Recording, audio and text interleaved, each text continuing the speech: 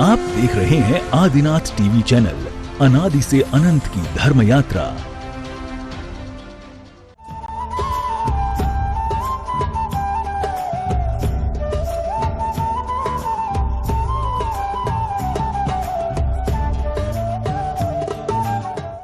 इस कार्यक्रम के पुण्यार्जक हैं श्री कंवरलाल जी महावीर प्रसाद जी, पाटनी, मदनगंज, किशनगढ़, राजस्थान। हो जाएगा। माताओं बहनों से करबद्ध अनुरोध है कि आप लोग उधर पहुंच जाएं। माताओं बहनों के लिए वो साइड दी गई है।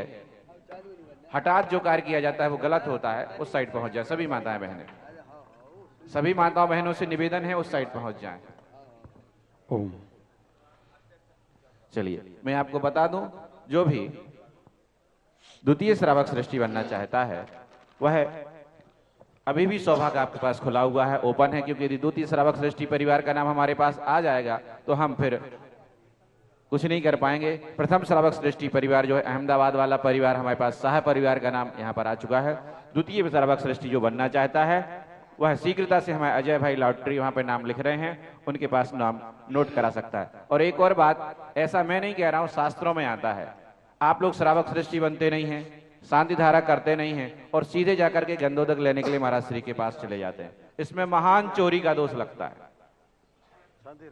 चोरी का दोष लगता है इसमें। आप यदि आपने शांति धारा की बोली नहीं ली है, यदि आपने श्रावक सृष्टि नहीं बने हैं और आप ये कार्य कर रहे हैं तो चोरी का दोष लगेगा, स्वाभाविक है। मैं नहीं कह रहा हूं, ग्रंथों में लिखा है। क्योंकि जो आपका है नहीं उसे आप प्राप्त करोगे तो क्या लगेगा? चोरी का दोष लगेगा। तो भैया ऐसा किया गया पुण्य भी पुण्य में नहीं आता है। फिर तो इस बात का विशेष ध्यान रखें। जो जिसने बोली ली है, जिसने सब कुछ किया है, उसी को जाने दें। यदि हम जाएंगे तो ये मान के चलिए, आप सोचते हैं कि पुण्य लग रहा है, आपको ज्ञानावरणी, दर्शनावरणी और अंतराय कर्म का बंध तो होगा ही होगा, साथ में पुण्य की अपेक्षा पाप बंध होगा। इसलिए जिनको यहां से कहा जाता है कि यही वहां पर जाएं और गंधोदक प्राप्त करें गुरुवर के कर कमलों के द्वारा, सिर्फ वही वहां पर जाएं। मैं 4 महीने से आपको बाकायदा कह रहा हूं, लगभग 4 महीना होने वाला है, कोई सुनता नहीं है। लेकिन ये बात मान के चलिए, ऐसी औषधि, ऐसा गंधोदक भी कोई कार्यकारी नहीं होता है जो झूठ से, छल से, मायाचारी से लिया गया हो। जो गंधोदक मायाचारी से लिया जाता है वह आपके लिए कोई भी कार्यकारी नहीं बनेगा। इसलिए इस बात का विशेष ध्यान रखें। यदि आप श्रावक सृष्टि बने हैं, यदि आपने शांति धारा में अपना नाम लिखवाया है, कुछ राशि दी है, तो ही जब यहां से नाम उच्चारित किया जाए तभी आप गुरुवर के समीप जाएं। क्योंकि उन्होंने, जिन्होंने श्रावक सृष्टि बनने का सौभाग्य प्राप्त किया है, कम से कम आप बन नहीं सकते, उनके दान की अनुमोदना करें और उनको सभी क्रियाएं जो समिति की ओर से प्रदान की गई हैं उनको सानंद लेने दें। चलिए नवीन भैया। रोम रोम से निकले प्रभु जी नाम तुम्हारा, गुरु जी नाम तुम्हारा। रोम रोम से निकले गुरु जी नाम तुम्हारा, प्रभु जी नाम तुम्हारा। ऐसा दो वरदान कि फिर ना पाऊं जन्म दोबारा। रोम रोम से निकले प्रभु जी नाम तुम्हारा, गुरु जी नाम तुम्हारा। छोड़ न पाऊं प्रभु जी 5 ठगों का डेरा। छोड़ न पाऊं प्रभु जी 5 ठगों का डेरा। किस विधि पाऊं प्रभु जी आखिर दर्शन तेरा। भटक न जाए ए बालक प्रभु देनान सहारा। रोम रोम से निकले प्रभु जी नाम तुम्हारा, गुरु जी नाम तुम्हारा। ऐसा दो वरदान कि फिर ना पाऊं जन्म दोबारा। रोम रोम से निकले प्रभु जी नाम तुम्हारा, गुरु जी नाम तुम्हारा। मन से निस दिन प्रभु जी ज्योति जलाऊं तेरी, मन से निस दिन प्रभु जी ज्योति जलाऊं तेरी। कब तक मन की होगी पूरी आशा मेरी, कब तक मन की होगी पूरी आशा मेरी। इन नैनों से तेरी ज्योति का देखूं अजब नजारा, रोम रोम से निकले प्रभु जी नाम तुम्हारा, गुरु जी नाम तुम्हारा। ऐसा दो वरदान कि फिर ना पाऊं जन्म दोबारा, रोम रोम से निकले प्रभु जी नाम तुम्हारा, प्रभु जी नाम तुम्हारा। मन मंदिर में आके ज्ञान का दीप जलाऊं, मन मंदिर में आके ज्ञान का दीप जलाऊं। रोग शोक भय बाधा पल में दूर भगाऊं, रोग शोक भय बाधा पल में दूर भगाऊं। भक्ति में शक्ति है ऐसी, भक्ति में शक्ति है ऐसी, तिर जाए जग सारा, रोम रोम से निकले प्रभु जी नाम तुम्हारा, गुरु जी नाम तुम्हारा। ऐसा दो वरदान कि फिर ना पाऊं जन्म दोबारा, रोम रोम से निकले प्रभु जी नाम तुम्हारा, गुरु जी नाम तुम्हारा। मात पिता तुम मेरे सच्चे मित्र हमारे, मात पिता तुम मेरे सच्चे मित्र हमारे। मात पिता तुम मेरे सच्चे मित्र हमारे।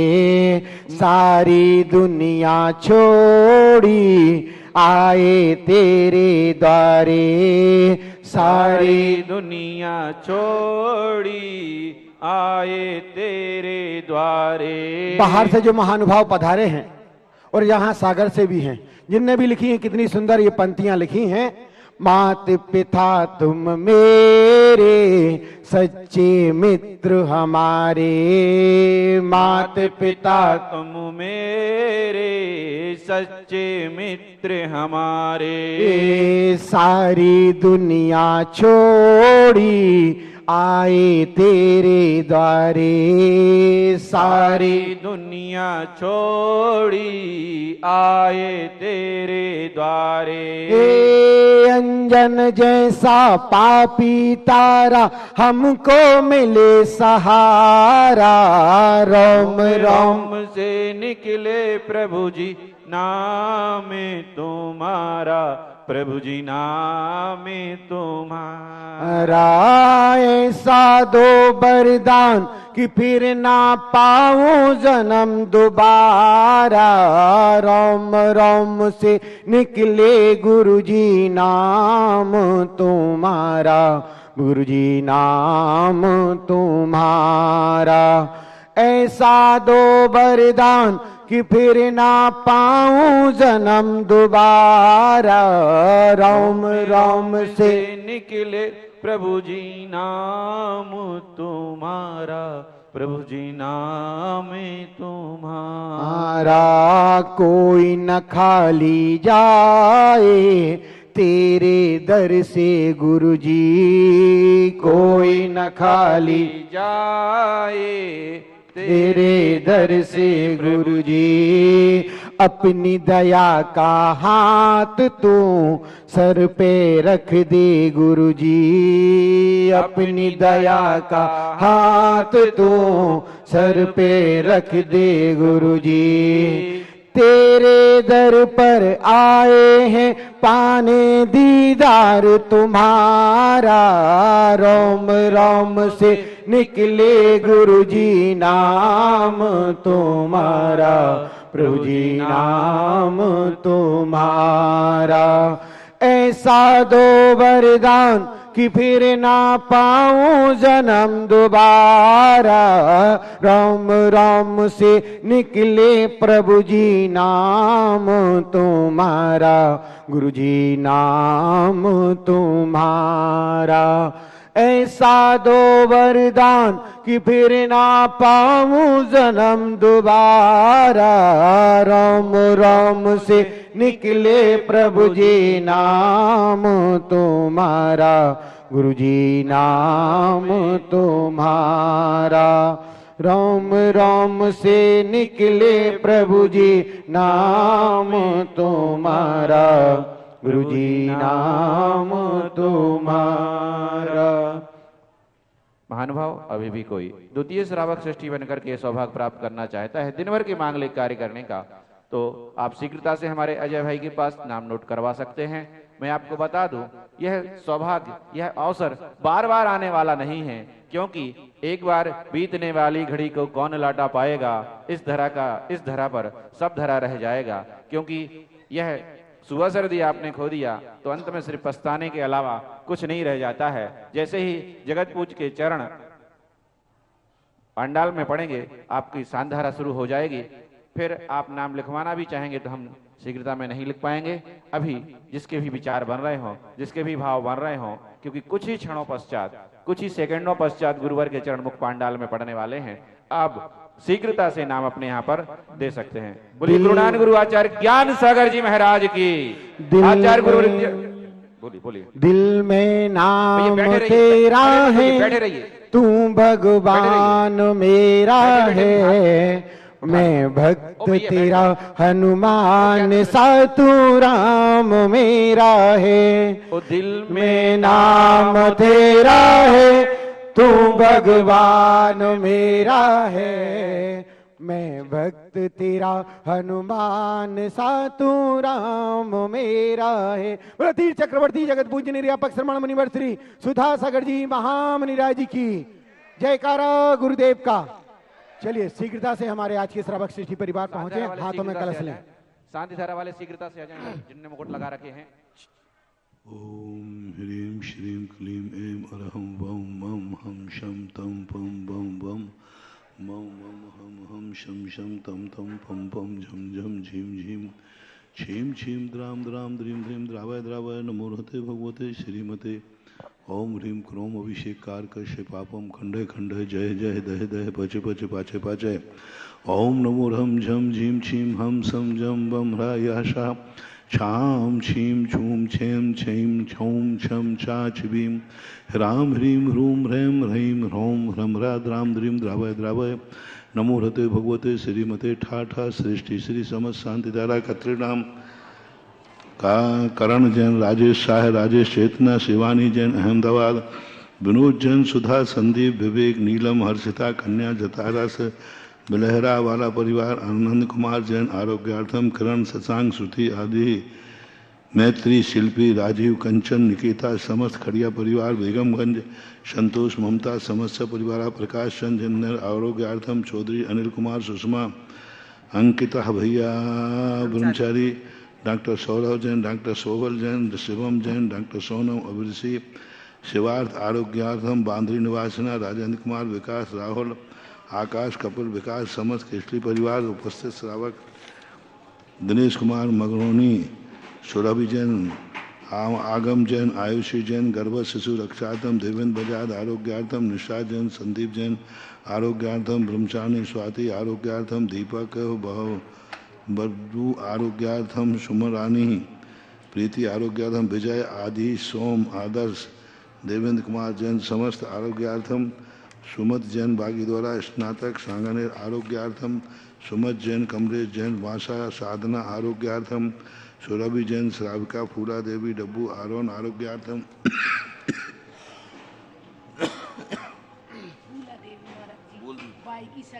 शीला देवी, फूला देवी, संलेखना समाधि शानंद सम्मानार्थम कंचनबाई यशोमती शानंद समाधि शानंद संपन्नार्थम श्रीरस्तु वृद्धिरस्तु तुष्टिरस्तु पुष्टिरस्तु शांतिरस्तु कांतिरस्तु कल्याणमस्तु स्वाहा एवं अस्माकं कार्य सिद्ध्यर्थम सर्वविघ्न निवारणार्थम श्रीमद् भगवत सर्व परमेष्टि परम पवित्राय नमो नमः। श्री शांति भट्टारक पाद पद्म प्रसादा सद्धर्म श्री बलायुर आरोग्य ऐश्वर्याभिवृद्धिरस्तु सद्धर्म शस्य परस्य वर्गा प्रसिद्धंतु न ओम विश्वादया श्री वर्धमान पर्यंता चतुर्विंशति अर्हंतो भगवंता सर्वज्ञ परम मंगल नाम धेय यहाँ मुच्चा सिद्धिम तन्वन्तु सद्धर्म कार्येषु यहाँ मुच्चा सिद्धिम प्रयच्छन्तु नः। ओम नमो हते भगवते श्रीमते पार्थितंगराय श्रीमद रत्नत्र रूपाय दिव्य तेजो मूर्ति प्रभा मंडल मंडताय द्वादश गण सहिताय अनंत चतुष्टय सहिताय समोषण केवल ज्ञान लक्ष्मण शोभताय अष्टादश दोष रहताय सरचत्वारन सद्गुण संयुक्ताय परमेष्टि परम पवित्राय सम्यक ज्ञानाय स्वयं भुवे सिद्धाय बुद्धाय परमात्मने परम सुखाय त्रिलोकमयताय अनंत संसार चक्रमदाय अनंत ज्ञान दर्शन वीर सुखास्पदाय सद्ज्ञानाय सद्ब्रह्मणे बृहत्फणा मंडल मंडिताय ऋषि हारिका श्रावक श्राविका प्रमुख चतुसंगोप सर्वनाशनाय घाती कर्म शंकरा अधराय आचार्य समय सागर आरोग्यार्थम व्याधिम घिनंतो सुनिंद आरोग्यार्थम श्रीरस्तु वृद्धि श्री जनाभिषेक पूजना प्रसादा सर्वसेवका नाम सर्वदोष रोग शोक भय पीड़ा विनाशनम भवतु। ओम नमो रते भगवते श्रीमते पार्थितंकराय श्रीमद प्रक्षिणा श्री दोष कलम साहित्य तेजो मूर्ति नमः।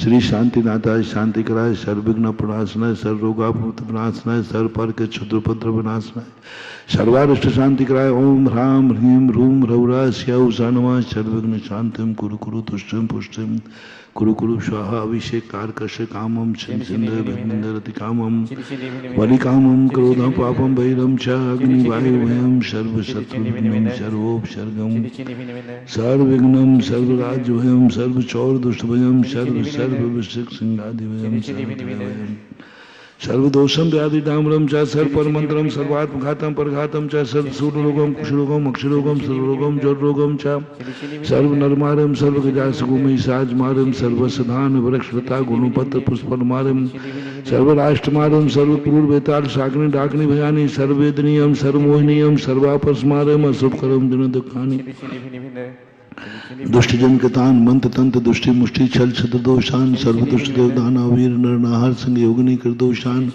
सर्वाष्ट कुली नाग जंत सर्वयानी सर्व स्थावर जंगम वृश्चिक सर्पादि कर दोषान सर्व सिंगाष्टापदादि कर दोषान पर शत्रु गतमानो चाटन विद्वेषण मोहन वशीकरणादि दोषान ओम ह्रीम श्रीम क्लीम मरमस्या उषान ओम ह्रीम अश्मभ्यम चक्र विक्रम सत्यजो बल शौर्य शांति पूरा पूरम सर्व जीवानंदनम जनानंदनम भव्यानंदनम गोकुलानंदनम सर्व राजानंदनम सर्व ग्राम नगर खेट करवट मठम पत्तन धोणमुख शम्मानंदनम सर्वानंदनम कुरु कुरु स्वाहा सुखम त्रिशलोकेषु व्याधि विजनवर्तम अभयम क्षयम आरोग्यम शस्त्रस्तु विद्यते श्री शांतिरस्तु शिवमस्तु जयोस्तु नित्यमारोग्यमस्तु तुष्टिरस्तु पुष्टिरस्तु शांतिरस्तु समृद्धिरस्तु कल्याणमस्तु सुखमस्तु अभिवृद्धिरस्तु दीर्घायुरस्तु कुलगोत्रज्ञानी सदा संतु सद्धर्म श्री बलायुर आरोग्य ऐश्वर्याभिवृद्धिरस्तु सद्धर्म शौचस्य परस्य वर्गा प्रसिद्धंतु न।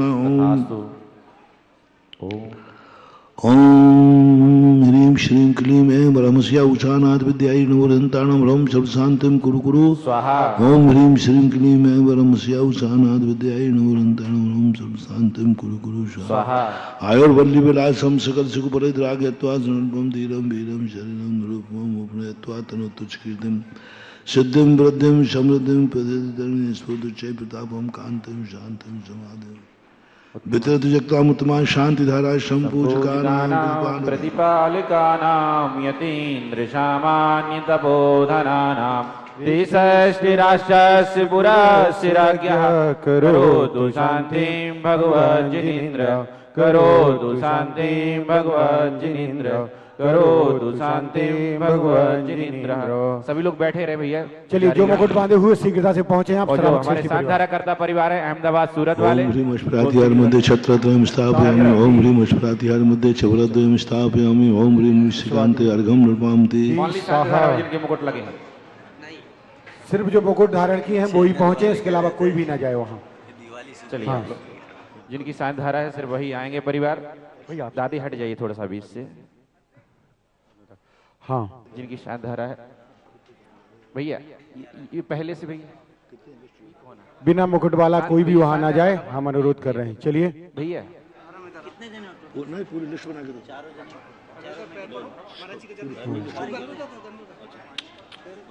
पूरी लिस्ट गंदोदक लेके आओ भैया। सबकी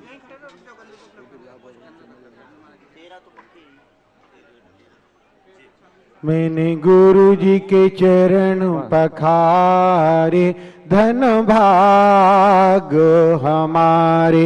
मैंने गुरु जी के चरण पखारे, धन भाग हमारे।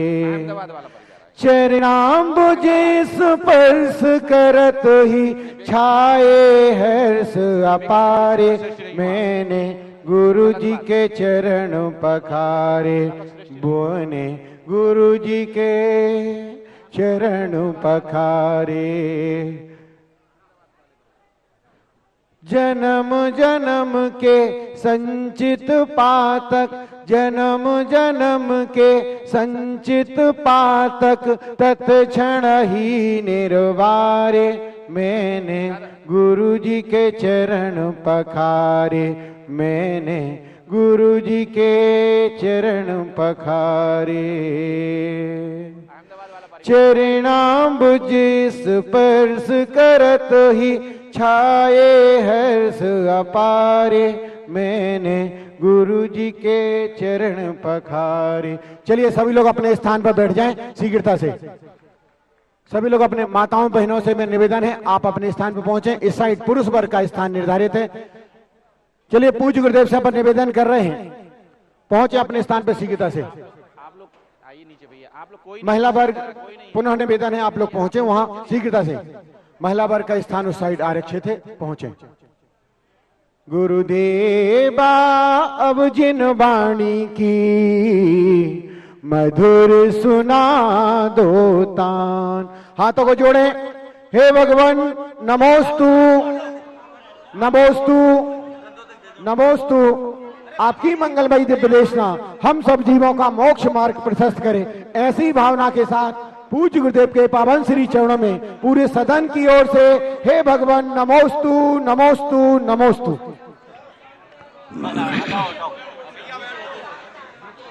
चलो सब लोग बैठ जाएं। शादी हुई है हमारे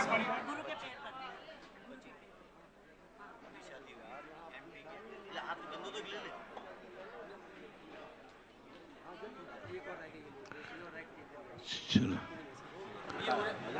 जय श्री ओम नमः सिद्धेभ्यः। जय श्री ओम नमः सिद्धेभ्यः। सर्वमंगल मांगल्यम सर्वकल्याणकारकम प्रधानम सर्वधर्माणां चैनं जयतु शासनम्। जैनं जयतु शासनम्। पंच परमेष्टि भगवान की, आचार्य श्री गुरुवर कुंद कुंद महाराज की, आचार्य श्री गुरुवर विद्यासागर महाराज की। तीर चक्रवर्ती जगत पूज्य निर्यापक श्रवण मुनिवर श्री सुधा सागर जी महामुनि राज की, पूज्य मुनि संघ की।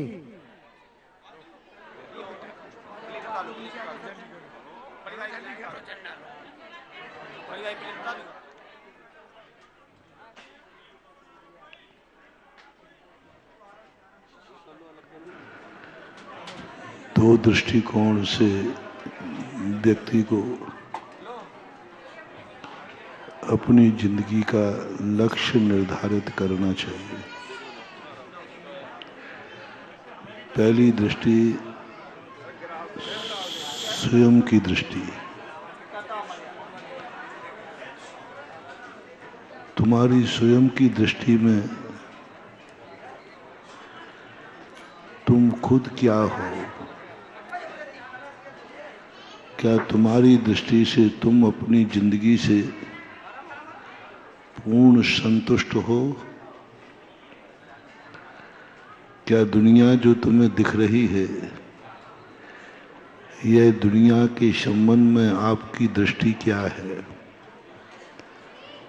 आप इस दुनिया का क्या निर्णय करते हैं कि ये दुनिया कैसी है? स्वयं अपने अंदर से पूछो, इसमें कितना अच्छा है और कितना बुरा है आपकी दृष्टि से। और स्वयं अपनी जिंदगी में तुम कितने महत्वपूर्ण हो या यूजलेस हो। फिर इसी के अंतर्गत हमने बताया था कि तुम्हारी इच्छाएं क्या हैं। तुम माँ दुनिया से ही मात्र चाहते हो सब कुछ, या दुनिया के लिए भी देने लायक हो? बहुत बड़ी बात मैंने एक दिन कही थी। सबसे बड़ी जिंदगी का वीक पॉइंट अशुभ, यानी तुम्हारा विकास रुक नहीं गया, डाउनफॉल चालू हो जाता है जब तुम्हारे मन में ये भाव आता है, सारी दुनिया मेरे काम आवे। हमने बहुत 2 दिन प्रवचन दिए थे इस पर। सारी दुनिया मेरे काम आवे, ये अपनी जिंदगी का सबसे पतन का सूत्र है और यही हमें डाउनफॉल करता है। इसी से हमारे सब कुछ बढ़ते हुए, सब कुछ शुभ होते हुए अशुभ हो जाता है। हम चलते हैं लेकिन मंजिल नहीं मिलती है। हम सोचते हैं, निर्णय नहीं होता हर स्थान पे, क्योंकि सबसे बड़ी चीज है कि हम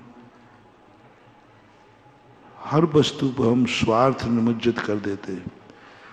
यह वस्तु मेरे काम की है, इतना ही नहीं, यहां तक तो फिर भी अपन को माफीनामा मिल जाए। लेकिन जब किसी वस्तु को हम देखते हैं कि वस्तु मेरे काम की है, तो सबसे बड़ी गलती करते हैं, यह मुझे मिल जाए, ये मुझे मिल जाए। तीसरी गलती करते हैं, मिल जाने के बाद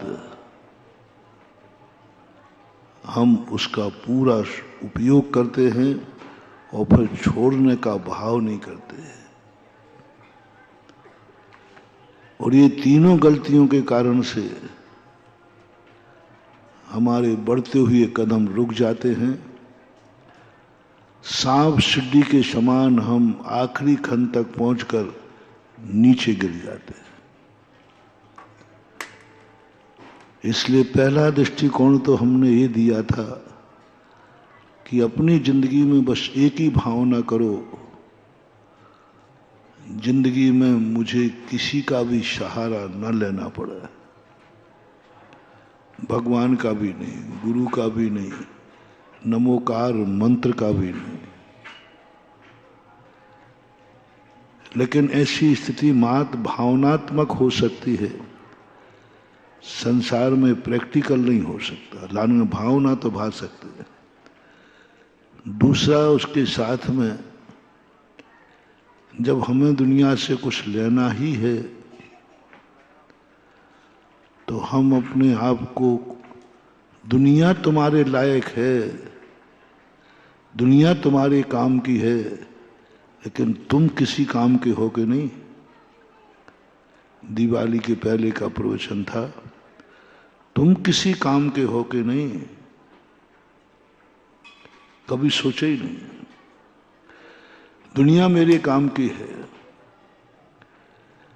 बेटे को देखा बेटा मेरे काम का है, बेटा बाप को देखा बाप मेरे काम का है, महाराज मेरे काम के हैं, भगवान मेरे काम के, नमोकार मंत्र मेरे काम के। अरे तेरे सब काम के हैं, लेकिन तू किसी काम का है कि नहीं, कि तू नाकाम है।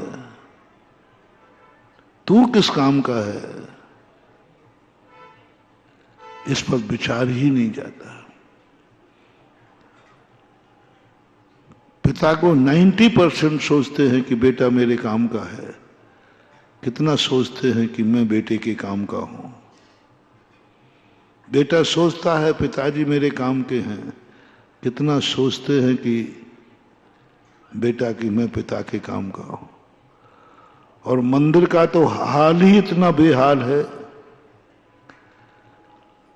99.99 लोग यही सोचते हैं भगवान मेरे काम का है। भाव ही नहीं आते कि मैं भगवान के काम का हूं, भगवान मेरे कार्य में काम आएगा, कभी भाव ही नहीं आता। 99.99 भाव नहीं आता। मैं इस विस्तार से इस बात को बता चुका हूं, मात्र स्मृति में ला रहा हूं। भाव ही नहीं आता, हमेशा एक ही बात आता, भगवान को देख के भगवान मेरे काम का है।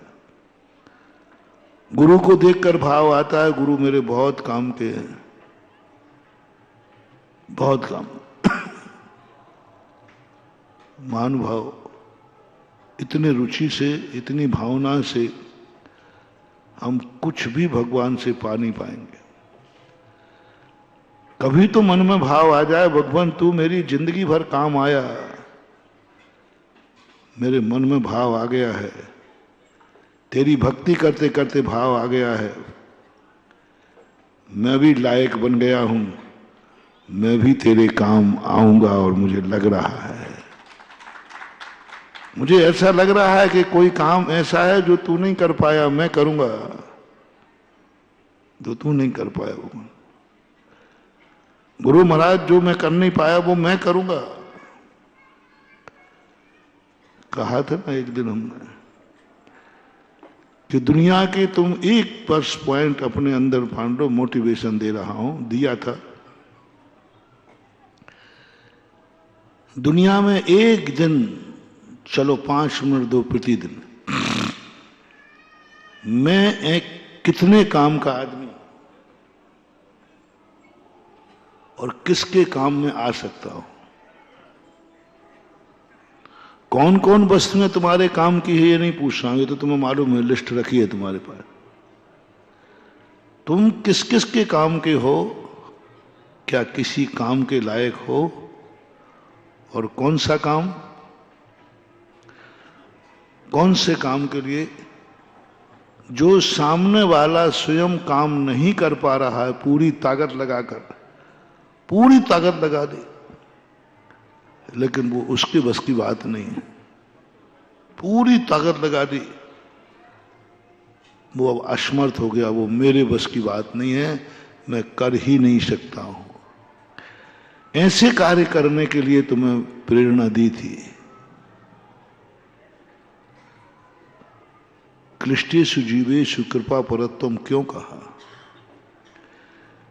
क्योंकि उसने पूरी ताकत लगा दी, उसकी किस्मत में नहीं है धंधा पानी, उसकी किस्मत में नहीं है रोटी खाना, रोटी को कमाना, कुछ नहीं है। भिखारी को रोटी देते समय ये भाव करना, भिखारी को देखते ये भाव करना, ये जिंदगी में कुछ नहीं कर पाएगा, पुण्यहीन है, कर ही नहीं सकता। मैं काम का हूं, मेरे घर में एक रोटी रखी है, वो रोटी इसके काम आ सकती है, बस इस भाव से दे देना, मैं इसके काम आ सकता हूं। मैं रोटी बना सकता हूं, मैं रोटी है मेरे पास, मैं इसके काम आ सकता हूं। ये नहीं कर सकता, ये कितने प्रयास करे, मरेगा मर जाएगा, लेकिन इसकी किस्मत है। पुण्यहीन को देख करके ये भाव आ जाए, पुण्यहीनों को देखकर ये भाव आ जाए कि मैं इनके किस काम में आ सकता हूं। मैंने प्रकृति में भी घटाया था, तो मैं परमार्थ की दृष्टि से नहीं कह रहा हूं। अभी पानी भी है तो उसको कहा, पानी का ऐसा कौन सा कार्य है जो पानी नहीं कर सकता,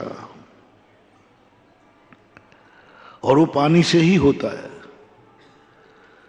पानी से ही कार्य होता है, लेकिन पानी नहीं कर सकता, होगा पानी से। बिना पानी के वो कार्य हो नहीं सकता, लेकिन पानी कभी स्वयं कर नहीं सकता। वो काम तुम पानी का कर दो, जाओ, इस पानी की ऐसी मेहरबानी होगी, तुम्हें कभी डायलिसिस की जरूरत नहीं पड़ेगी, तुम कभी प्यासों नहीं मरोगे, तुम्हें कभी भी ऐसा अमृत झरेगा तुम्हारे कंठ से। बस जल के बिना वो कार्य होना नहीं, और जल वो कार्य कर नहीं सकता।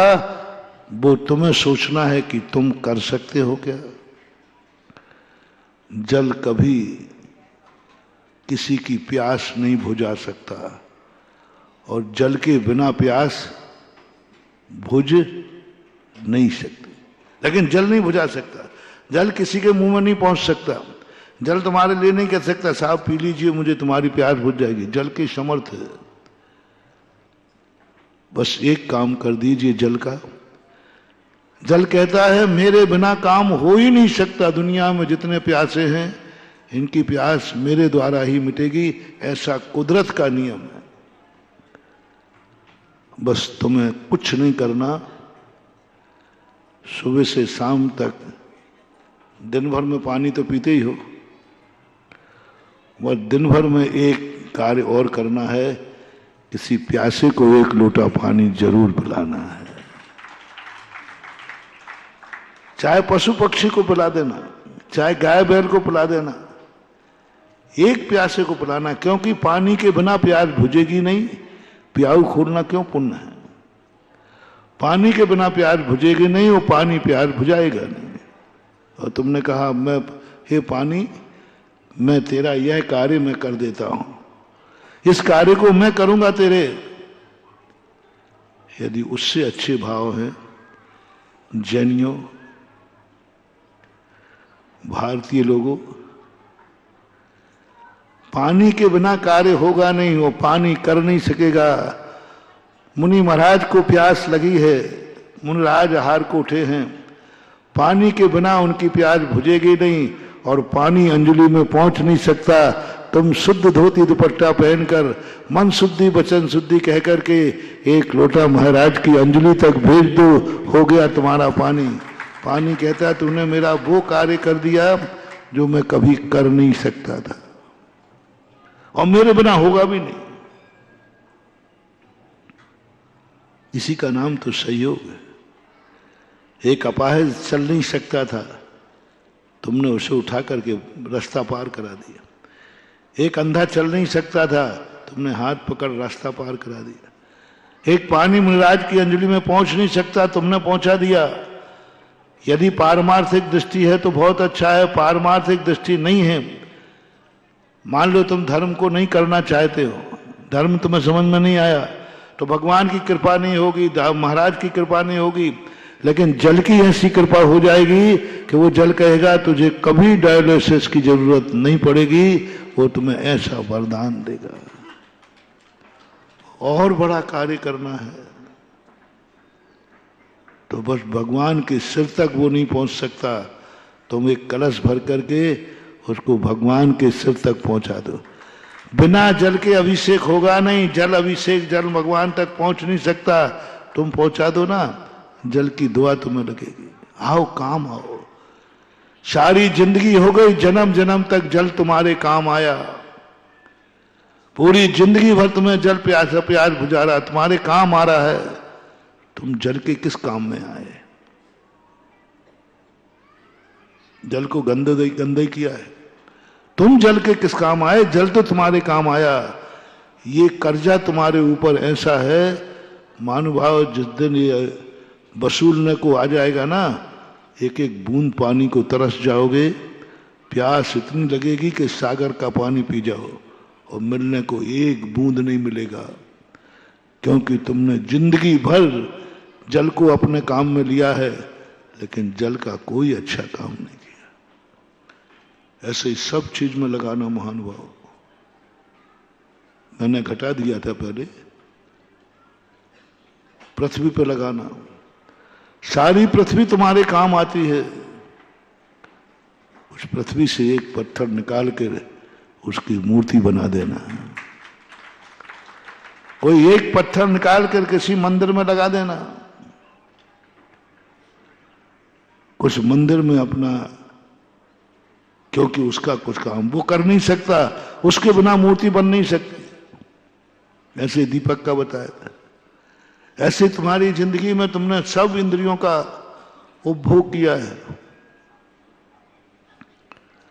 लेकिन कुछ इंद्रियों के वो काम भी करो, नहीं तो ये इंद्रियां अभिशाप देकर के तुम्हारी जिंदगी खत्म कर देंगे। तुमने मात्र इंद्रियों से अपना काम करवाया है, मन से अपनी स्वार्थ की बात सोची है। मन से कोई ऐसी बात सोचो जो बिना मन के सोची नहीं जा सकती, और मन अपने आप सोच नहीं सकता। ऐसा तुम कुछ सोच करके और मन को धन्य करो। ऐसा कुछ देखो जिससे आंख धन्य का महसूस करे। धन तुमने खूब कमाया और कमाते हो, धन का खूब उपयोग किया, जम के कर रहे हो, जो तुम्हारी मर्जी आए। कभी धन के द्वारा ऐसा भी काम करो जो धन नहीं कर सकता है और धन के बिना नहीं हो सकता है। धन कर नहीं सकता, धन के बिना हो नहीं सकता, ऐसा कार्य कौन सा है? धन कर नहीं सकता, धन के बिना हो नहीं सकता, वो कार्य बताओ कौन सा है? धन कर नहीं सकता, धन उसके लिए छपा नहीं है, धन उसके लिए रिजर्व बैंक से निकला नहीं है। धन तो निकला है तुम्हारी उपयोगिता के लिए, तुम्हारे विनिमय के लिए, तुम्हारी आवश्यकताओं की आदान प्रदान के लिए धन निकला है। अब तुम कोई ऐसा कार्य करो जो धन कर नहीं सकता और धन के बिना हो नहीं सकता, ऐसा कोई कार्य बताओ। इसी का नाम है दान। दान के लिए नोट नहीं छपता। जब रिजर्व बैंक जब नोट छापता है तो इसलिए कि जनता में जरूरत है, विनिमय के लिए छापता, उपभोग के लिए छापता है। लेकिन ज्ञानी व्यक्ति ने धर्मशास्त्र में कहा, धन के बिना होगा नहीं और धन करेगा नहीं। तुम्हारे पास जो धन है उसको दान का रूप दे दो। भोग के लिए छपा है, तुमने अपने उपयोग में सब लिया है, अपने लिए मकान बना लिया है। अब उसी धन से एक भगवान का भी मकान बना दो। उसी धन से तुम अपने गुरु की वसति का बना दो। उसी धन से कोई पुण्यहीन के लिए आवास दे दो। उसी धन से, धन के बिना नहीं हो सकता। मंदिर धन के बिना नहीं बनेगा और धन बना नहीं सकेगा। धन मंदिर के लिए छपा ही नहीं है। लेकिन ज्ञानी कहता है, हे धन, तू मेरी जिंदगी भर काम आया तो मैं भी तेरे काम आऊंगा और तुझे मंदिर की शिखर पर बैठा लूंगा, धन के बल पर। ऐसे ही कोई ऐसे और भी काम होते जिनमें धन की जरूरत होती है। कोई मर रहा है, धन उसे जिंदा रख सकता है। धन के बिना वो जिंदा नहीं रहेगा, लेकिन धन उसको जिंदा नहीं कर सकता। तुम उठ करके घर से उठाओ और 1 लाख रुपया लेकर अस्पताल पहुंच जाओ। हे धन, तू इसको जिंदा कर नहीं सकता था और तेरे बिना ये जिंदा रह नहीं सकता था। मैं तुझे तिजोरी से उठा करके तेरे से मैंने ये कार्य करा दिया। तू जड़ हो, तू भली जड़ है, लेकिन मेरे माध्यम से एक जीव को तूने जीवन दान दे दिया। धन के द्वारा जीवन दान दे दिया। धन तुम्हें ऐसी दुआ देगा। धन मालूम क्यों आता है आप लोगों के पास और क्यों चला जाता है? गरीब से अमीर कौन बनता है और अमीर से गरीब कौन बनता है? गरीब से अमीर क्यों बनते मालूम? आप बहुत अच्छे इंसान होते हो, जो मैं बता रहा हूं ऐसे करते। थोड़ा सा धन होता है, उसका अच्छा उपयोग करते हो। और बहुत अच्छा करते हो। जितने अमीर आदमी होते सब पूर्व पहले के बहुत अच्छे आदमी थे, अच्छा किया है। लक्ष्मी किसी पापी के पास नहीं जाती, धर्मात्मा के पास जाती है। और धर्मात्मा मान के इसलिए जाती है कि धर्मात्मा के हाथ में जाएंगे तो मेरा सदुपयोग होगा, मेरे द्वारा वो कार्य होंगे जो मैं कभी जिंदगी में नहीं कर सकती हूं, क्योंकि धर्मात्मा है। क्योंकि ये धर्मात्मा पूर्व जन्म का धर्मात्मा मेरे से बहुत अच्छे अच्छे कार्य कराए। जब जब इसके पास मैं गई तब तब इसने कभी कोई पाप नहीं किया, सब अच्छे कार्य कराए, दान किया, पुण्य किया। ये संपदा का मनोविज्ञान है। और आज तुम्हारे पास आया, मैं सदा कहा करता हूं, जिंदगी में सबका अभिशाप ले लेना। 3 चीजों का नहीं, 2 चीजों का मैंने मना किया था, स्वयं का और अपनों का। और स्वयं का कमाया हुआ अपने पुण्य का। जिंदगी में जब तुम्हें सगुन मिले कि ये चीज मेरी जिंदगी में बहुत जरूरी थी जो मेरे पास है, जो कुछ भी तुम्हें, अपने शरीर की इंद्रियां, मन, परिवार, धन, दौलत, धर्म, जो कुछ भी तुम्हें मिला हो, जिस पर तुम्हें ऐसा महसूस रखे कि यह नहीं होता तो मैं दुखी होता, मैं नहीं होता, जैसे आंखें नहीं होती तो तुम दुखी होते, मन नहीं होता तुम पागल होते, कान नहीं होता तुम सुन नहीं पाते, हाथ पैर सब कुछ, परिवार तुम्हारा नहीं होता तुम कैसा लगता, धन नहीं होता तो क्या? जिस चीज में तुम्हारे लिए लगे, भगवान नहीं मिलते तो क्या होता, जैन कुल नहीं मिलते तो क्या होता, महाराज जी नहीं मिलते तो क्या होता, सब में लगाते जाओ। ये नहीं मिलता तो हम अपने आप को दुर्भाग्यशाली मानते। और जो जो चीजें हैं उन पर तुम अपने आप को भाग्यशाली मानना। और भाग्यशाली कौन होता है? अच्छा आदमी के बुरा आदमी। आपने बहुत अच्छे अच्छे काम किए, आपका मन अच्छा क्यों है? क्योंकि इस मन में आपने बहुत अच्छे विचार किए। आंखें अच्छी क्यों हैं आपकी? क्योंकि आंखों से आपने बहुत अच्छे कार्य किए। कान भी अच्छे हैं, आपने कानों से बहुत अच्छी बातें सुनी है। आपका शरीर अच्छा है क्योंकि शरीर से हमेशा अच्छे कार्य किए। आपके पास धन दौलत भी है, आपने धन का सदुपयोग किया है। ये सब चीजें जितनी भी अपने पास महानुभाव, किसी पाप के वृक्ष पर नहीं फलती हैं, पुण्य के वृक्ष पर फलती हैं। पाप के वृक्ष पर कोई नहीं फलता। जो कुछ भी तुम्हें मिला है सब पाप कर्म के उदय से नहीं मिला है, पुण्य कर्म है कहीं ना कहीं से। पुण्य के वृक्ष पे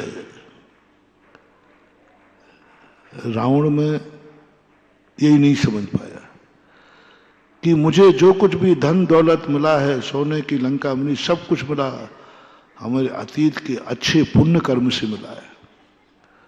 और पुण्य कर्म मैंने किया था, आज मुझे सब मिला है। क्योंकि पुण्य भी सोचता है धर्मात्मा जीव है, इसके पास चलो मेरा उपयोग होगा, सदुपयोग होगा। लेकिन मिलने के बाद रावण नहीं समझ पाया और उसने सारी संपदा पाप में लगा दी। कहा उसने, मंत्री ने कहा साहब बहुत वैभव है, अक्षय निधियां भरी हैं, क्या करना है?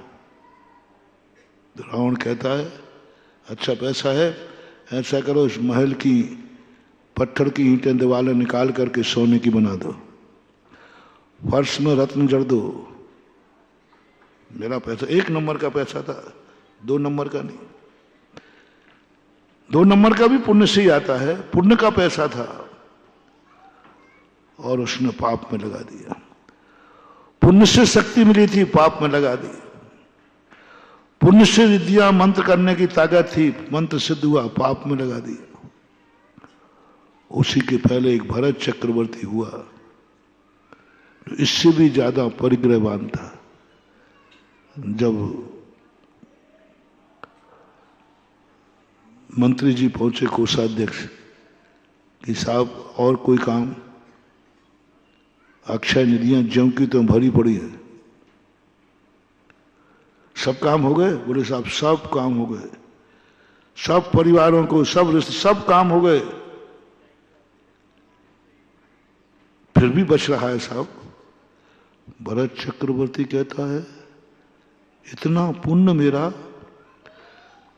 दुनिया में वो जीव हैं जिनकी आवश्यकता की पूर्ति के लिए भी धन नहीं है, रोटी खाने के लिए धन नहीं है। कितने लोग हैं जो जैसे तैसे महीना निकालते हैं, और मैं वो हूं कि इतना बड़ा खर्च के बाद भी बच रहा है। खर्च के बाद मोटिवेशन, जब भी तुम्हारे पास सारे खर्च करने के बाद, सब बच्चों की पढ़ाई लिखाई सब कुछ करने के बाद, कभी तुम्हारे पास 2 रुपया बचे, मैं बहुत सरल थर्मामीटर दे रहा हूं, तुम भविष्य में तुम्हारा क्या है, तुम ऊपर जाओगे या नीचे जाओगे? ऊपर जाओगे या नीचे जाओगे? बहुत छोटा था, कोई किसी भविष्य वक्ता से मत पूछना। कल भी मैंने कहा था, हमारी ज्योतिष सब कुछ हमारे पास भरा पड़ा है, किसी से कुछ नहीं पूछना कि तुम्हारी गति क्या। मैं ऐसा तुम्हें सूत्र दे रहा हूं, जब तुम्हारे पास समस्त खर्चा काट के, खर्चा को नहीं लिख रहा हूं, खर्चा काटने के बाद तुम्हारे पास जो कुछ बचे उसको सामने रख लेना, हाथ पे ले लेना, और अपने स्वयं को जो सचारी बना रहा हूं, स्वयं की गति पहचानना, मरकर तुम कहां जाओगे। जैसे ही तुम्हारे पास लाख रुपया बचा, अब तुम्हें क्या भाव आ रहा है, क्या भाव आ रहा है? यदि भाव आ रहा है लाख रुपया बचा है, चलो ऐश करते हैं, ऐशो आराम करते हैं, चलो कुछ मौज मस्ती करते हैं। मेरा है 2 नंबर का नहीं, डकैती मकैती का नहीं कह रहा हूं। ओरिजिनल कमाई से तुम पुण्यात्मा हो, धर्मात्मा हो। जैनी को यह माना ही जाता है, जैनी वो व्यक्ति होता है जो खर्चा 1 रुपया होता है और कमाता 2 रुपया है। जैनी का लक्षण ही है, जैनी का लक्षण ही है। खर्चा 1 रुपया, कमाई 2 रुपया। कम कह रहा हूं, बाकी खर्चा 1 रुपया, कमाई 100 रुपया। खर्चा तो बहुत कम होता है। संसार में सबसे कम जैनी का खर्चा है, इसलिए जैनी का सबसे कम खर्च होता है,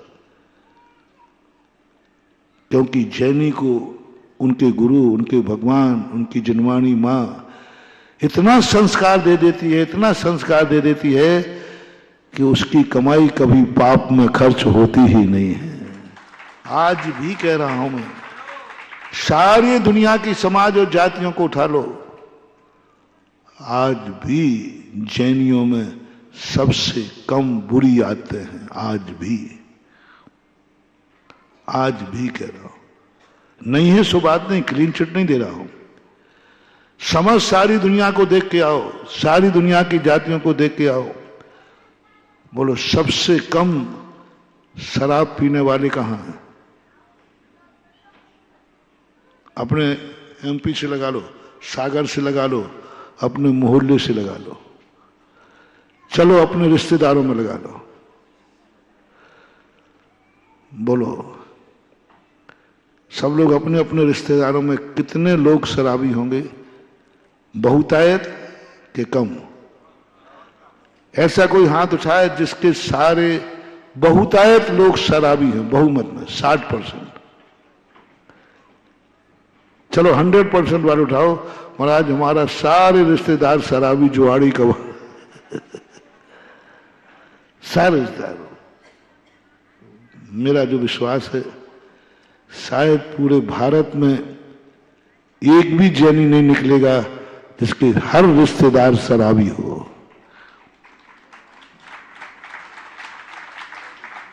क्योंकि 10-20 रिश्तेदार कितने मान रहे जैनी के? कम से कम 10 तो मान ही ले। 10 तो रिश्तेदार होंगे ही होंगे। भाई मनोज बाबू तेरे कितने रिश्तेदार हैं? अरे शादी का कार्ड तो बढ़ता हो, तेरे नहीं तेरे बाप का बढ़ता होगा, बढ़ता तो होगा। कम से कम कार्ड तुम्हारे कितने बढ़ते हैं? एक जैनी की शादी के कम से कम कार्ड कितने मान रहे हैं? कितने बोला? 500 मान लेते हैं। चलो सब बट्टा खाता करके 100 तो मान लें, गरीब से गरीब। 100 रिश्तेदार जिसके हैं और 100 ही रिश्तेदार उसके व्यसनी है, 100% शराबी है, जुआड़ी है, जो भी व्यसन होते सब है कोई यहां? और सारे भारत को संदेशा दे रहा हूं, यदि कोई ऐसा व्यक्ति जैनी हो जिसके जितने रिश्तेदार हैं और जितने परिवार के लोग हैं सब शराबी हैं, ऐसे परिवार का नाम मुझे चाहिए है। अब क्यों चाहिए वो नहीं पूछो, मुझे चाहिए। Take to order.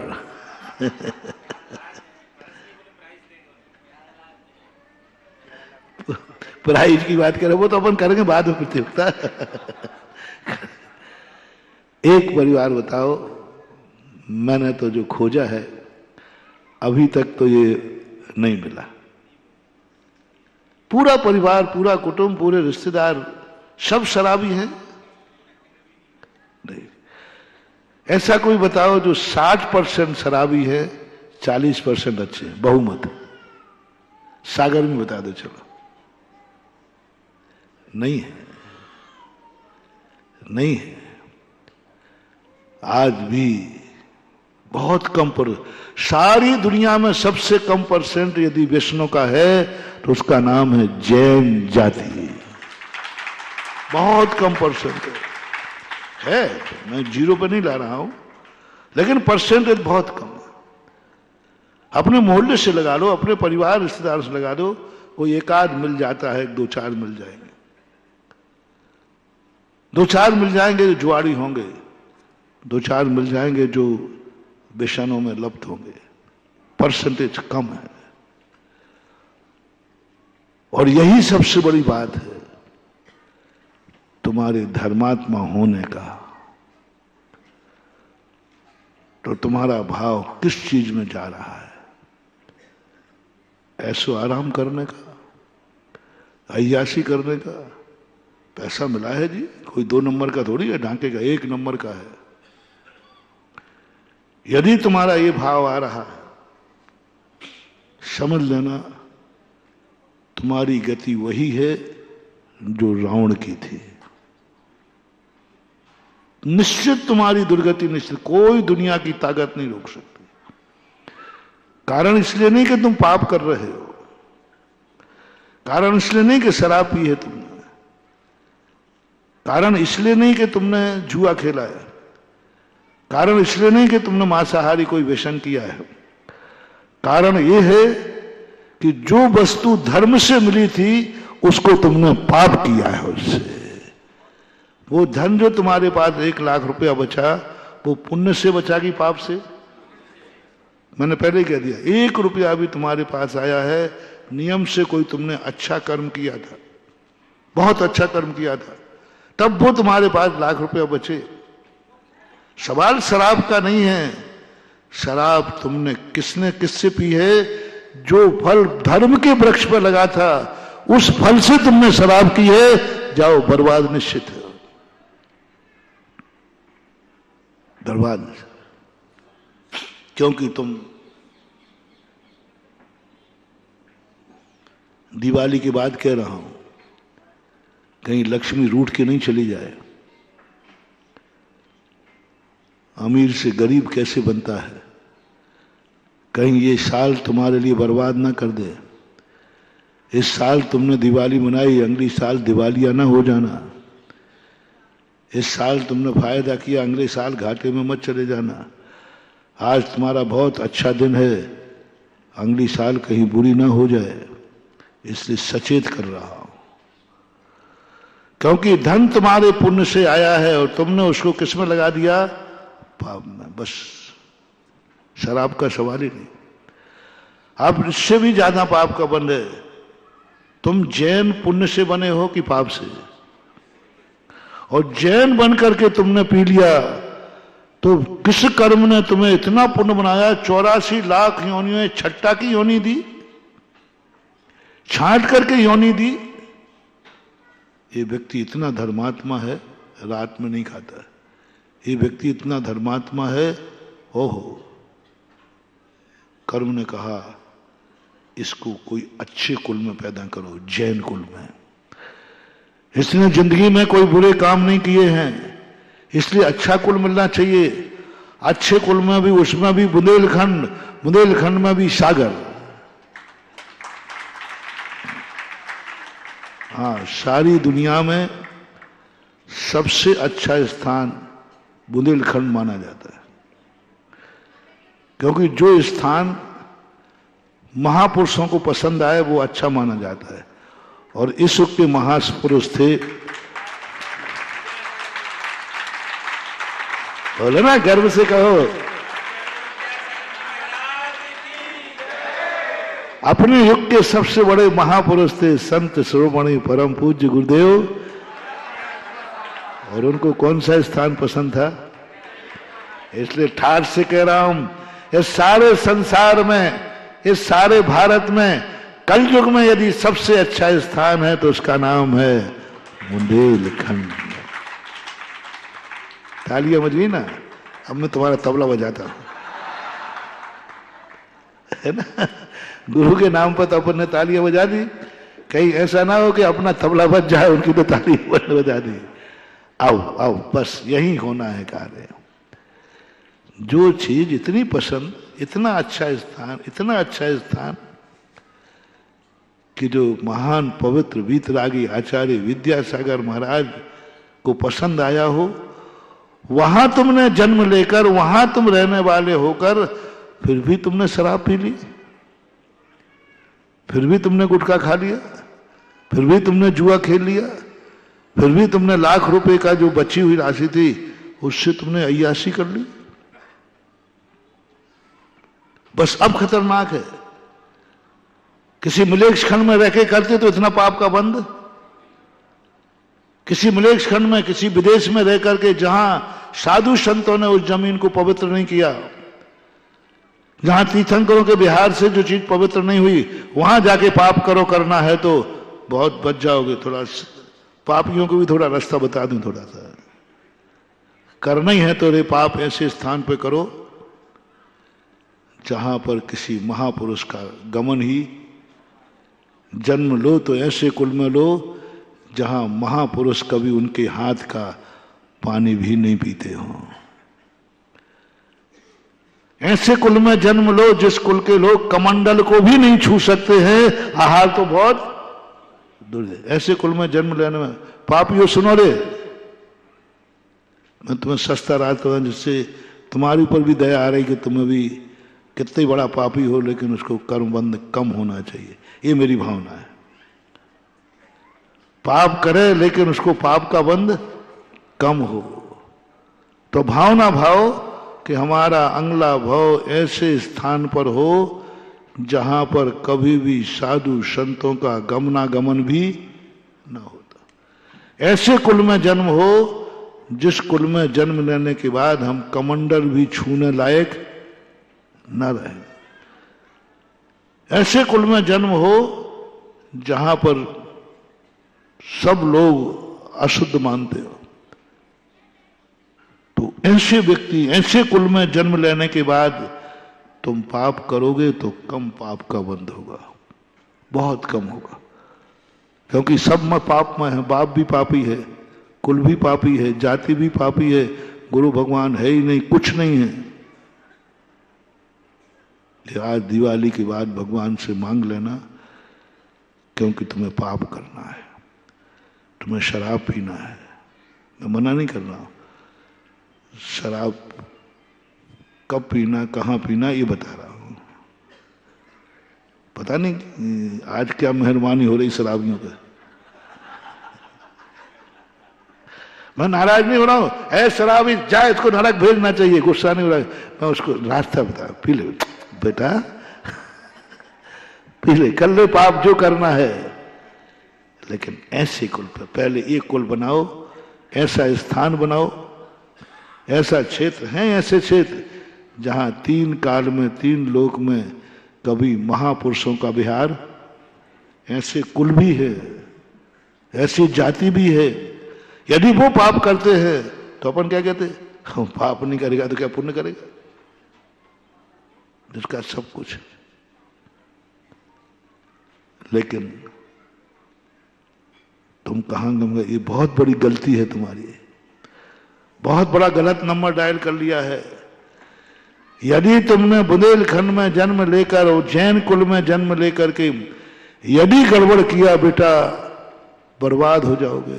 लाइलाज पाप ऐसा निधत निकाचुत बनेगा कि दुनिया की कोई ताकत, भगवान भी आ जाए तो तुझे बचाने की ताकत उनके पास भी नहीं रहेगी, क्योंकि तूने बुंदेलखंडी बनकर के पाप किया है।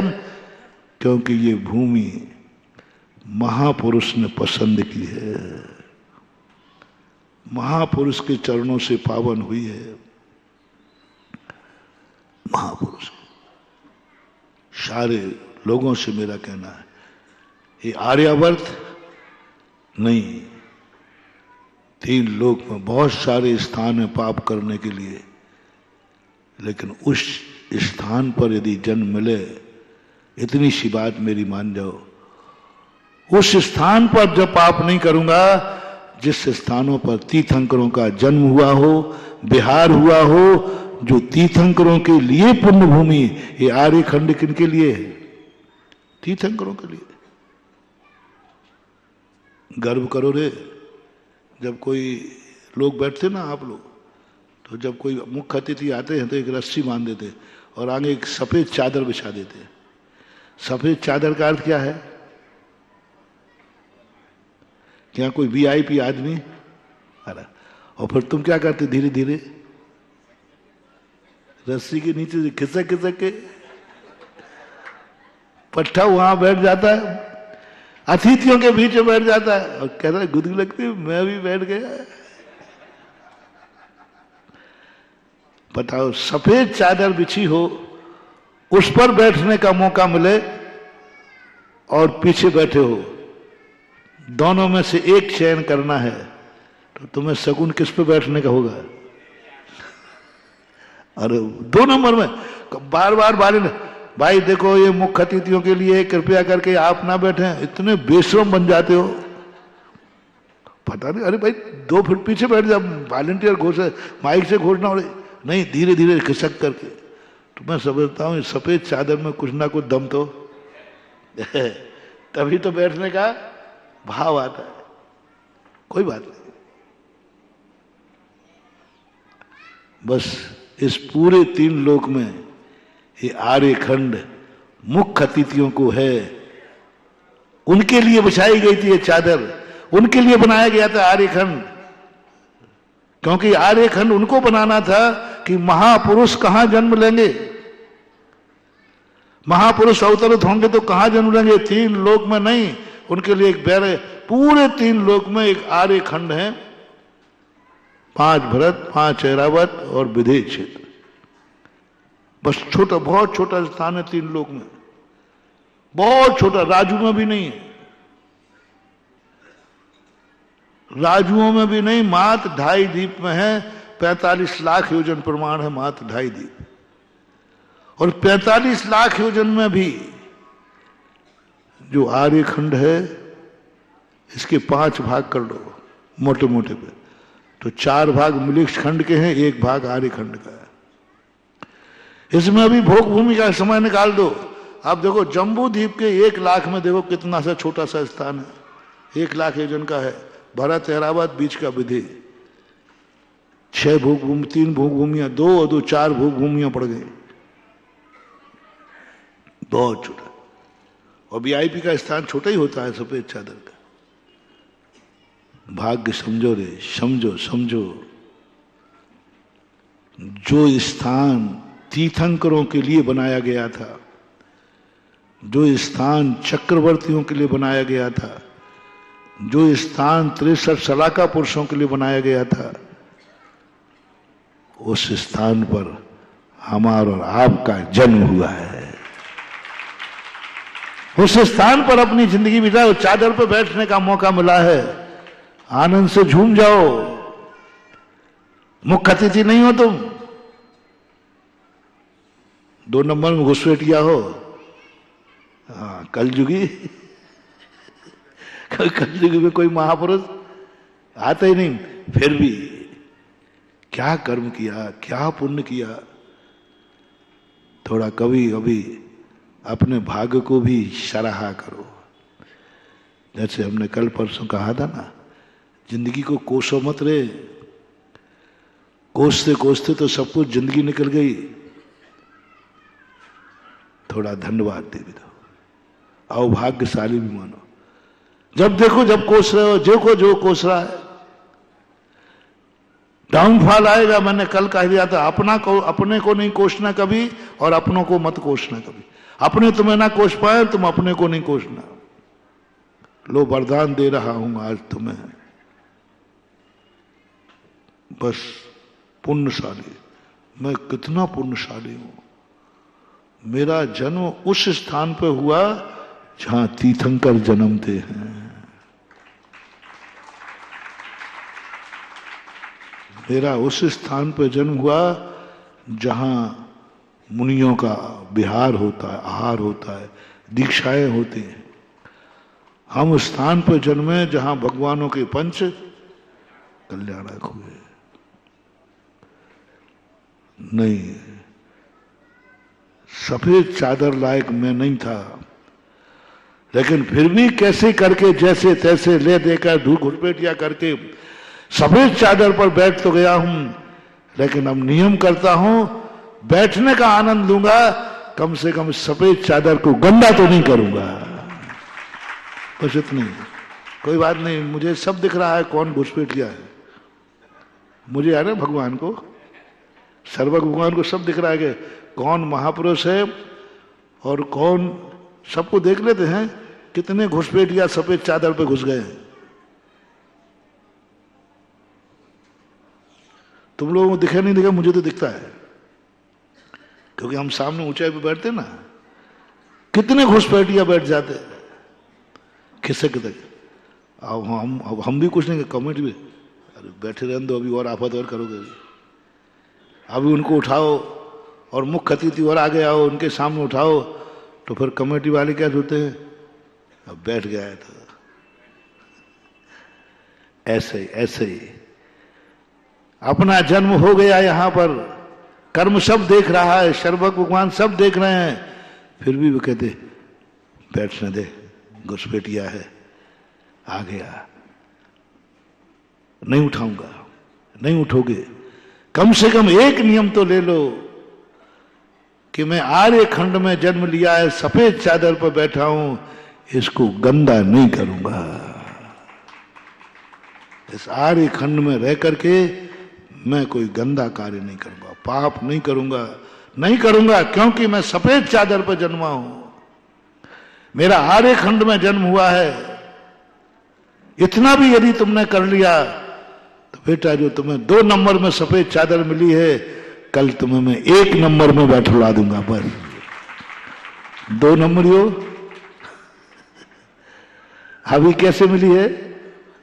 2 नंबर। बस इतना सा संकल्प कर लो, कैसे ही सही, मैं अपने द्वारा इस सफेद चादर को गंदा नहीं होने दूंगा।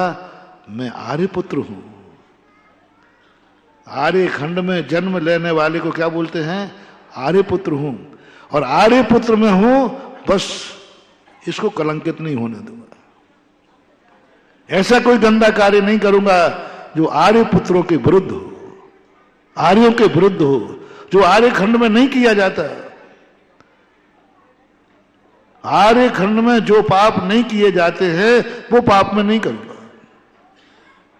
आर्य खंड में व्यसन नहीं किए जाते, जो करते हैं वो उनकी दुर्दशा बता रहा हूं। मिलेक्स खंडी वाले करें, नार की करें, दुनिया में सब करें, आर्य खंड वालों का तो सवाल ही नहीं होता। मुझे आर्य खंड में रहने को मिला है, नहीं होगा, मैं कलंकित नहीं करूंगा। और उसमें भी तुम्हें कहां जन्म हुआ है? आर्य खंड में भी, बुंदेलखंड में। अब डबल देखो, करेला नीम चढ़ा नहीं, सोने में। अब बुंदेलखंड, ये कान खोल के सुनो, सबसे ज्यादा दुर्गति इन बुंदेलखंडियों की होना है। संसार में सभी लोग पाप करेंगे,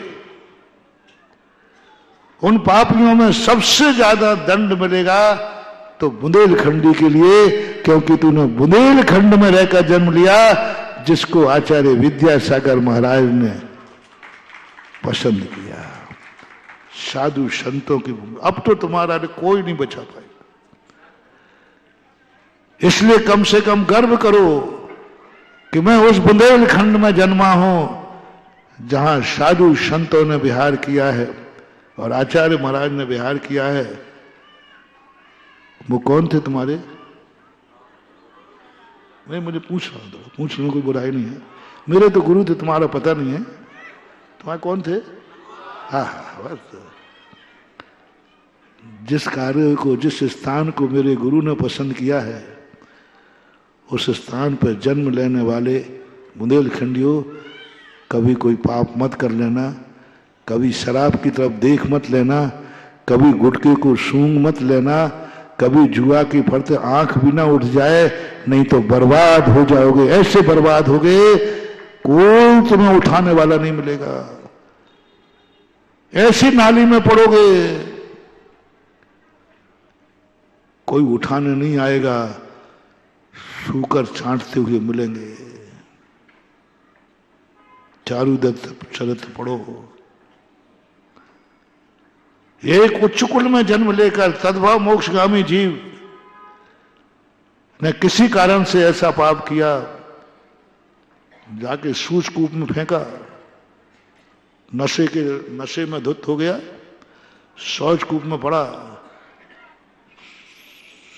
शुक्रों ने उसको निद्रा भंग कराई। ऐसे पढ़ोगे। और कोई नहीं कह रहा हूं, बुंदेलखंडियों को कह रहा हूं। सबसे ज्यादा खतरा है, सबसे ज्यादा दंड, सबसे ज्यादा कर्म का बंध इस समय संसार में, भरत क्षेत्र में होगा तो बुंदेलखंडियों को होगा। बिल्कुल कैमरे लगे हैं तुम्हारे साथ, तुम चूको, दूसरा करेगा तो चल जाएगा। बुंदेलखंड में भी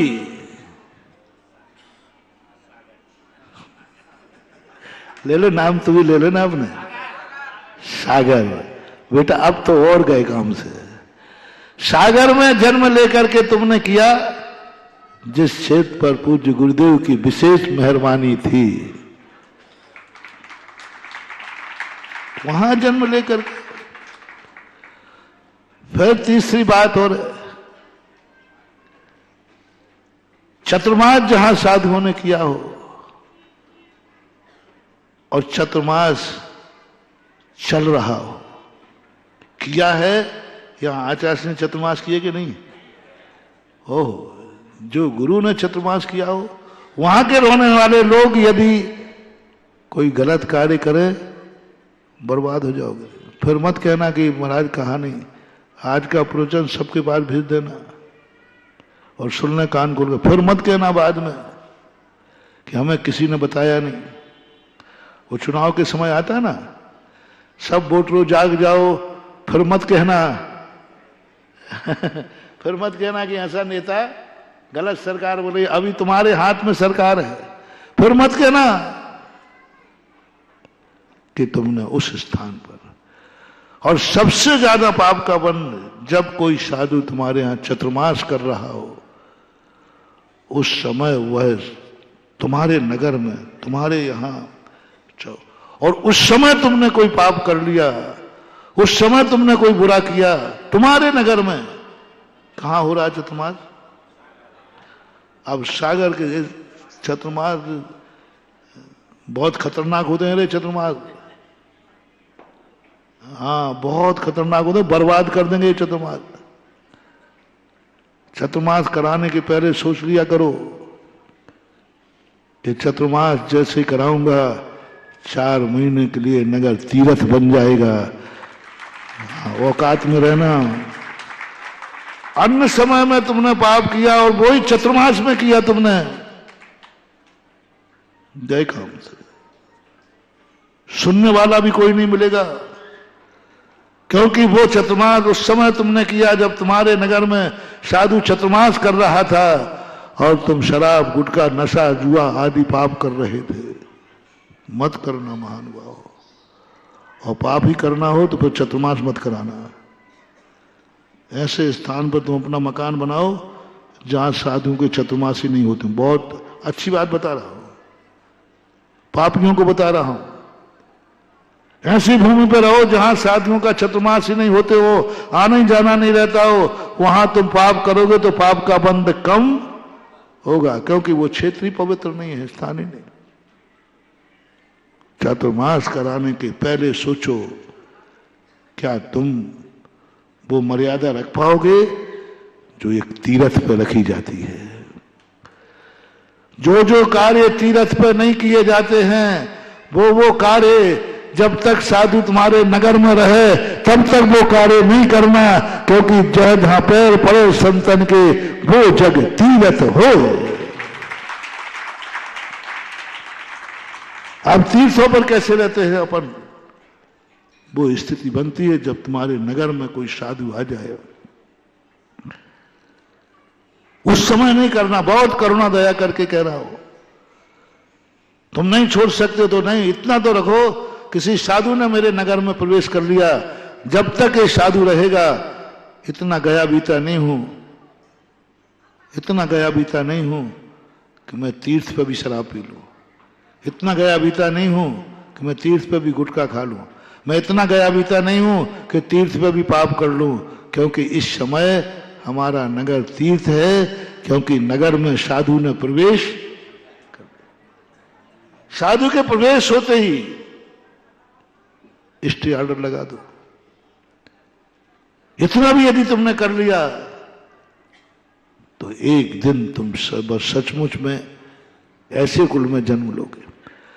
और फिर तुम्हारी जैन जाति और है, सबसे ज्यादा अशुभ कर्म का बंध होता है गलत करने पर तो जैनियों को सबसे ज्यादा खतरा है, जैनियों को, क्योंकि तुम जैन हो। जैनी बन करके गलत मत करना। और ऐसे कुल में जिस कुल में कोई मुनिराज बने हो, उस कुल में यदि तुम रह करके जन्म लेकर के कोई गलत करते तो और ज्यादा है। और फिर सबसे ज्यादा बन तो है त्यागी वृत्ति होकर करा तो वह तो शायद 8वां नरक की इंतजाम होता होगा। अस्मण पाओ गम गणनादि थे निगोद पात्रा, निगोद के अलावा कोई स्थान नहीं। इसलिए मैं तुमसे कह रहा हूं कि अपने जिंदगी को समझो, कुछ अपने भाग्य को सराहो। कैसे भी परेशानियां हैं लेकिन कुछ अच्छाइयां भी हैं, कुछ अच्छा करो, कुछ अच्छा करो। आर्य पुत्र हो। मैं तुम्हें मंदिर इसलिए नहीं बुला रहा हूं कि तुम भगवान बन जाओ, तुम कर्मों का काट करके बहुत ऊपर मोक्ष चले जाओ, नहीं। मैं इसलिए कह रहा हूं आर्य पुत्र हो तुम। आर्य पुत्रों का अर्थ है जो अपने दिन की शुरुआत भगवान की अर्चना से करते हैं, उनको आर्य पुत्र कहते हैं। आर्यते पूज्यते पूज्यन्ते अर्चन्ते। जो अर्चना करते, सुबह उठ करके पूजा पाठ करते हैं, वही लोग आर्य कहलाते हैं, आर्य पुत्र कहलाते। और तुमने आर्य पुत्र बनकर के यदि और मंदिर भी हो और अर्चना पूजा तुम नहीं करते हो तो सावधान, बर्बादी का समय है, क्योंकि तुम आर्य पुत्र हो। मृक्ष पुत्र होते तो चल जाता, कोई बाधा नहीं है। इसलिए जो 1 लाख, तुम कितनी खर्च, तुम्हारी आवश्यकताएं कितनी हो, कितनी रोटी खाओ, कितनी कुछ करो, तुम्हें कोई पाप का दुर्गति नहीं होगी। जरूरत की वस्तुओं के लिए प्रयोग करना, जरूरत की वस्तुओं के समान कमाना कोई पाप नहीं है, अर्थ पुरुषार्थ है। जरूरत है, जरूरत है। मकान चाहिए तो चाहिए, रोटी चाहिए तो चाहिए, बच्चों को पढ़ाना है तो पढ़ाना है, थोड़े बहुत और इज्जत आदि करने के लिए 2 रुपये और चाहिए है, कोई बात नहीं, कोई पाप नहीं है। जो बचा हुआ पैसा है,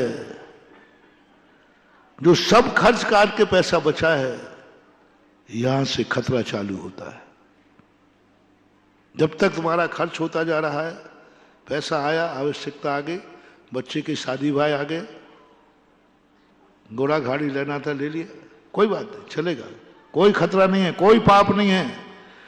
जो पाप बंद है भी तो वो दुर्गति का कारण नहीं है। बस जो सब काटने के बाद बचा, और सबसे ज्यादा खर्च काटने के बाद संसार में कौन सी जाति के पास बचता है गर्व से कहो। पर यही इसलिए खतरा है तुम्हें, अब जो बचत खाता हुआ उसके संबंध में फैसला करना है।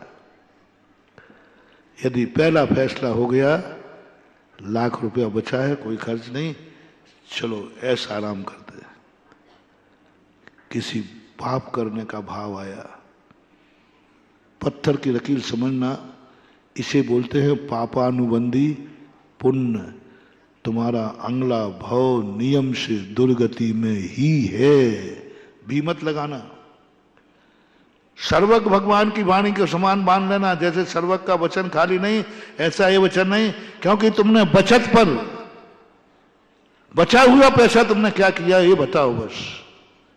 खर्च कितना किया वो नहीं पूछा, बचे हुए पैसे का क्या किया। बचा हुआ पैसा, बचा हुआ समय, जितना तुम्हारा धंधे पानी में समय लगा, व्यापार में, उसका नहीं पूछ रहा हूं, बचे हुए समय का क्या हुआ। वेस्टेज कितना खतरनाक है। बचा हुआ समय, दिन भर में तुमने सब कार्य किए, तुम्हें 1 घंटे की बचत मिली, कोई काम नहीं है, कोई काम नहीं है। उस समय तुमने क्या किया, बचे हुए समय को, बचे हुए समय का क्या किया। आंखों से तुम काम कर रहे थे, मुनीमी कर रहे थे, लिखा पढ़ी, जब आंखों को कोई काम नहीं था तो बची हुई आंखों का क्या किया, बचे हुए कानों का क्या किया। सब जगह तो हाथ में जाना था, जब हो गए, जब आपके बचे हुए पैर थे तब तुमने क्या किया, बचे हुए का क्या किया, शेष बचे हुए का। वहां बहुत बड़ा मोटिवेशन महानुभाव। बचा हुआ समय, बचा हुआ धन, बची हुई जिंदगी जो तुम्हारी बची हुई है, अब कोई कार्य में करना नहीं है, बचा हुआ है।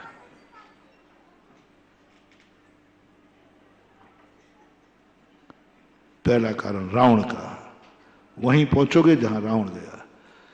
दूसरा आएगा, बनिया होगा तो, सज्जन होगा तो एफडी बना के रख दो, वक्त मौका पर काम आएगा। एफडी बना दो, सुरक्षित कर दो, आज बचा है कल नहीं बचा तो काम में आ जाएगा।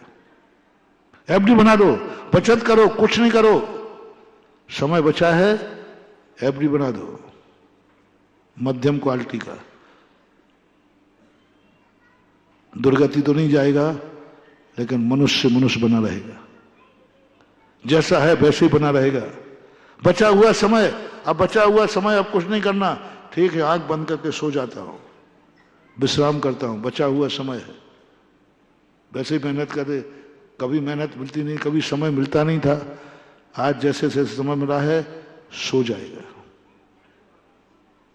आंखों को सो जाएगा, बंद कर लेगा, रिलैक्स, शांति से बैठ जाएगा, कुछ करेगा नहीं, बड़ी मुश्किल से समय मिला है। ये मध्यम और पुण्यानुबंधी पुण्य। भरत चक्रवर्ती कहता है, मंत्री जी मालूम आपको, ये जो धन बचा है ना, जरूर मेरे अतीत के कोई पुण्य के वृक्ष पर से फला है। नहीं तो दुनिया में ऐसे लोग हैं जिनके खर्च नहीं निकल रहे हैं, और मैं वो भाग्यशाली हूं कि खर्च के बाद भी बचा हुआ। मंत्री जी, दुरुपयोग, बचे हुए का दुरुपयोग नहीं होगा। आज तक मैंने तुम्हें हिदायत नहीं दी, आज तक मैंने कहीं नहीं किया, तुम सब खर्च करते रहे, मकान बनाया, ये किया। इस कार्यक्रम के पुण्यार्जक थे श्री कंवरलाल जी महावीर प्रसाद जी, पाटनी, मदनगंज, किशनगढ़, राजस्थान।